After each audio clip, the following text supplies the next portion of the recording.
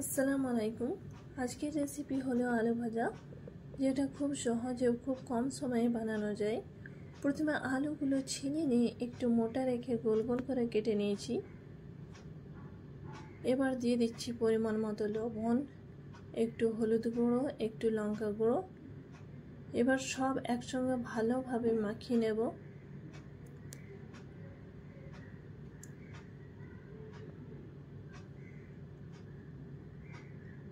মাখানো হয়ে গেলে 5 মিনিটের জন্য রেস্টে রেখে দেবো।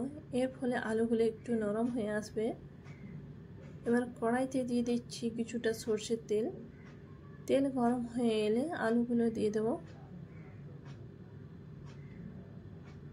এবার ভালোভাবে একটু নাড়াচাড়া করে নেব।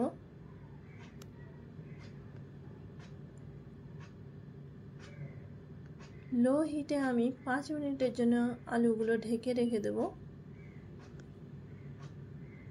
ঢাকনা খুলে উপর থেকে একটু চিনি ছড়িয়ে আলুর এপাশ ওপাশ ভালো করে ভেজে নিলেই আলু ভাজা রেডি।